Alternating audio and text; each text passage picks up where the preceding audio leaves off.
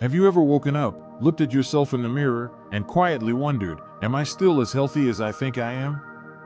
Maybe you feel okay, not great, not terrible, just fine. But deep down, there's that little voice that asks, what if I'm missing something? After 75, that question isn't just common, it's important. Because this stage of life isn't about chasing youth.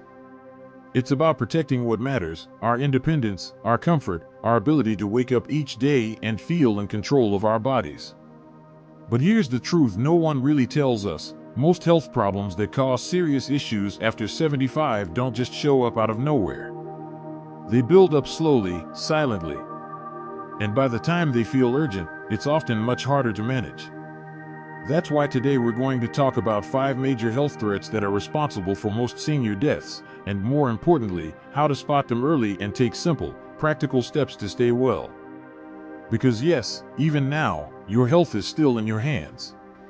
Let's start with something so common that many people don't even recognize it as dangerous: heart disease. It doesn't always show up as a dramatic heart attack or chest pain. Sometimes it's more subtle. You feel a little more tired when you climb stairs. You notice shortness of breath while walking through the grocery store. Or maybe you chalk it up to just getting older when in fact, your heart is whispering for help. The heart is a muscle, and like any muscle, it can weaken over time, especially if it's not getting the right support. That means watching what we eat, managing our blood pressure, staying active, and yes, keeping stress in check.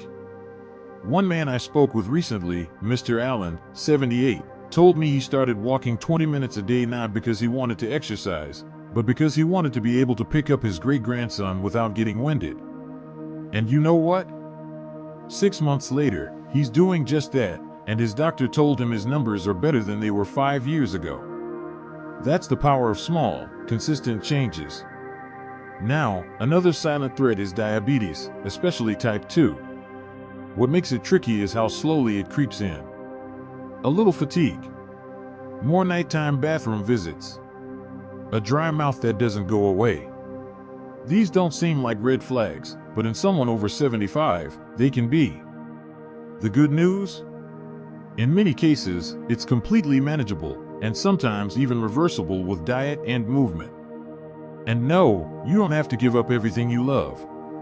You just have to understand what your body needs now, which is often less sugar, more whole foods, and more awareness around how your meals affect your energy.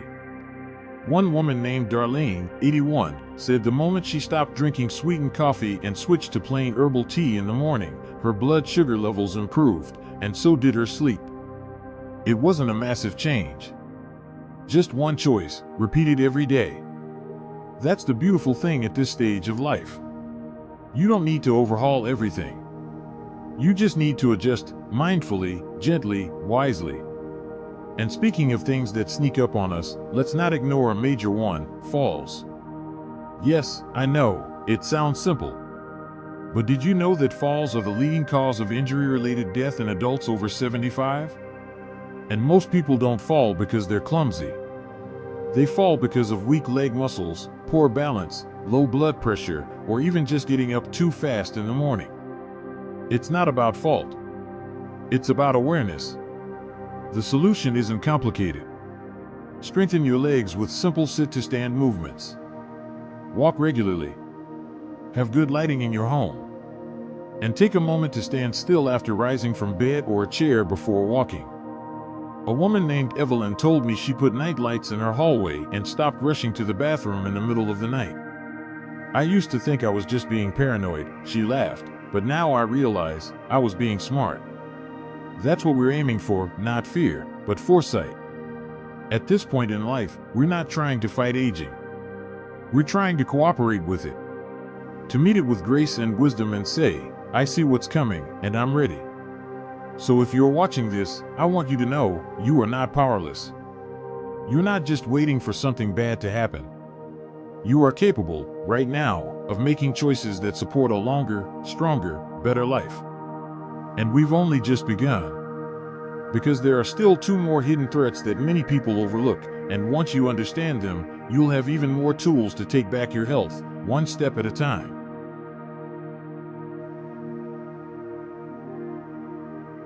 So now that we've talked about heart disease, diabetes, and the risk of falling, let's move into two more health threats that tend to stay hidden until suddenly they're not.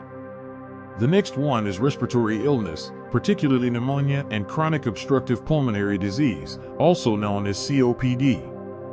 And if you think breathing problems only happen to smokers, I want you to hear this. Even healthy, active people over 75 can face lung-related issues. Why? Because as we age, our immune system gets a little slower. Our lung tissue gets a little weaker. And our bodies don't bounce back from colds or infections the way they used to. But here's the surprising part. Most respiratory-related hospital visits in older adults start with something very small. A cough that lingers. A mild cold that turns into something more. Even acid reflux, which you might think is just a stomach issue, can irritate the lungs if it's not managed properly. The key is to pay attention early. If you're coughing more than usual, getting out of breath while talking, or feeling unusually tired during the day, don't shrug it off. Talk to your doctor. And if you haven't already, consider getting the pneumonia vaccine. It's one small step that can protect you from something much harder to recover from later. And of course, movement matters here, too. Gentle walking, deep breathing exercises, and even singing, yes, singing, can keep your lungs more active and elastic.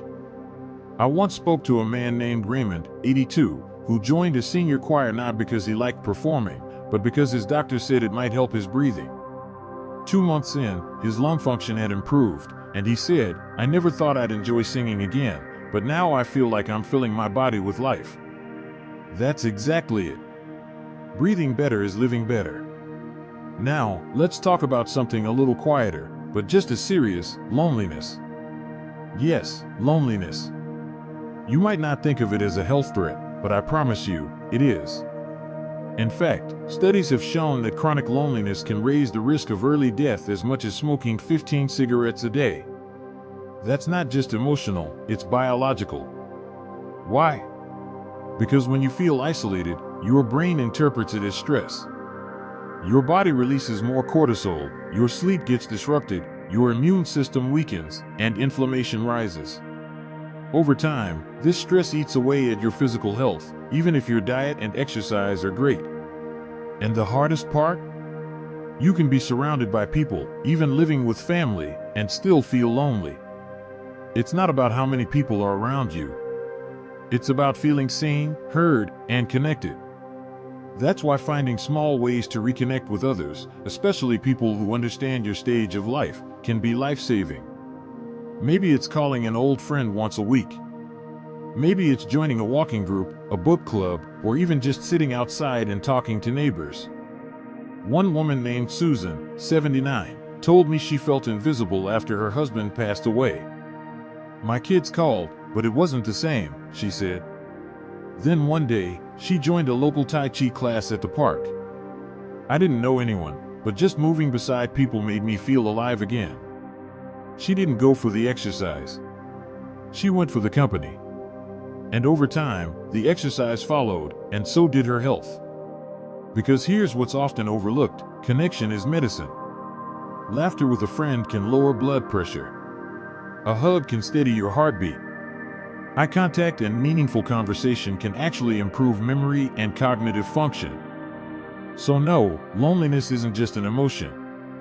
It's a signal. One worth listening to. One worth healing. And let me say this clearly, you are not alone. There are more people your age feeling the same way than you can imagine. And they're waiting for someone, anyone, to take the first step. Why not let it be you? Let's pause here for a moment. We've talked about the big ones: heart disease, diabetes, falls, lung issues, and loneliness. They don't sound flashy. They don't show up suddenly like a dramatic event. But that's exactly what makes them dangerous. They're quiet, slow, and easy to ignore. But you're not ignoring them. You're here. You're learning. You're choosing to stay in the driver's seat of your health, no matter what the calendar says. And if that's not powerful, I don't know what is. So as we begin to tie all this together, I want you to remember something. The goal here isn't to live forever, it's to live fully, for as long as you can. And that begins with awareness, with small changes, with choosing yourself again and again every day. Let's keep going. Because now that we've uncovered the threats, it's time to focus on how to turn this knowledge into action, and how small, practical steps today can shape a much healthier tomorrow. Now that we've brought everything into the light, the quiet risks, the warning signs, and the hidden dangers that so many people over 75 face, let's talk about what to do with all of it. Because knowledge without action doesn't change anything. But small, steady action, that's how you change the story. And the truth is, you don't need to do everything all at once. You just need to start where you are. If your heart has been feeling a bit off, don't panic, just take a walk today. Even 5 minutes. Movement sends your heart a message, you're still needed. If your blood sugar's been creeping up, don't feel ashamed. Replace one sugary snack this week with something fresh, fruit, a handful of almonds, or a boiled egg. Let your body know, I'm listening. If your balance feels wobbly, set a timer for just 1 minute. Stand near a chair, lift one foot slightly off the ground, then switch. That 1 minute can lead to a lifetime of steadier steps. And if you've been feeling lonely, don't wait for someone to reach out. Make the first move. Call a neighbor. Write a message to an old friend. Say hello to someone on your morning walk. Sometimes a single word, hello, is the doorway to healing. None of this requires perfection. None of it requires being young again. It just requires being present, being aware, and being willing to care for yourself the way you've cared for others your whole life. You've raised families.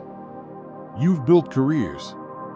You've shown up for people over and over. Now it's your turn to show up for you.